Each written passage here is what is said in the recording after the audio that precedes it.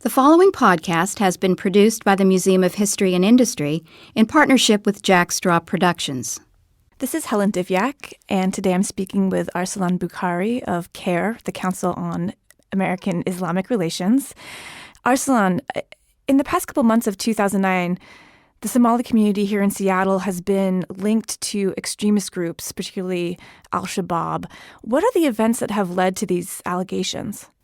Well, there was a couple of very unfortunate incidents where a man from Minnesota had gone to Somalia and had committed a suicide attack. And there was also a young man who had grown up in the Seattle area who had been arrested on his way to Somalia. These are two individuals out of a community of over many hundreds of thousands in the U.S. And I think linking two individuals' isolated acts to the character of an entire community is unfair, and it doesn't make logical sense. The community in the Seattle area, at the very least, is actually trying very hard to get young men, not involved in drugs and gangs and alcohol, but into, wholesome activities such as sports and trying to better their GPAs in high school, things that other communities would also like to do, get their kids into good colleges and have bright futures. There have been suggestions recently that there's increased radicalism among young Muslim men here in the United States. In essence, it's homegrown terrorism. Have you seen evidence of that here in Seattle? No, I haven't seen any evidence of that. I've heard a lot of noise being made about that. There's no factual evidence. There's no statistical evidence to say this is how much an increase there has been in radicalization. What is radicalization?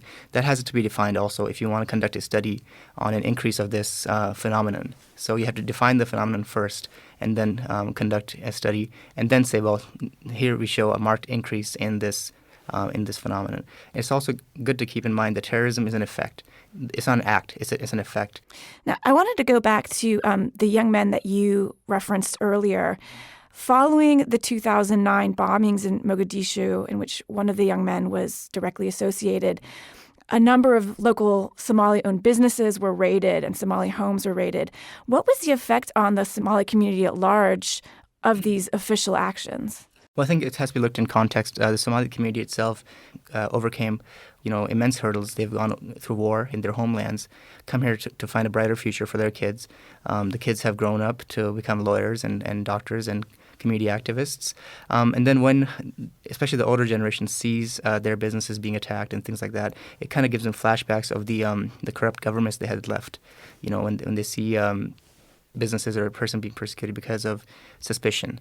And for a business to be raided simply because of suspicion, the effects are really chilling on the community. It scares, it actually undoes all the efforts that law enforcement have put into community relations, especially with refugee communities. Whatever should be done should be effective, should be well thought out.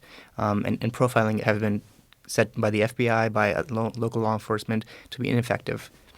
What would you tell the Seattle population at large to keep in mind when they're thinking about their Somali neighbors? Keep in mind that this community, as I mentioned, has overcome immense hurdles. It's really a model for how the American dream works for everyone, really.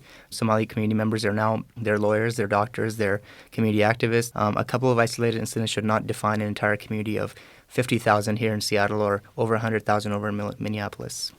Also, I think the community should really focus on empirical research done on American Muslims. The Gallup poll in 2009 had a study that is called Muslim Americans Exemplify Diversity and Potential, and it showed that Muslim American women actually are among the most educated in the U.S. There's also a 2007 Pew Research survey, and the title of the survey was Muslim Americans, Mostly Mainstream and Middle Class.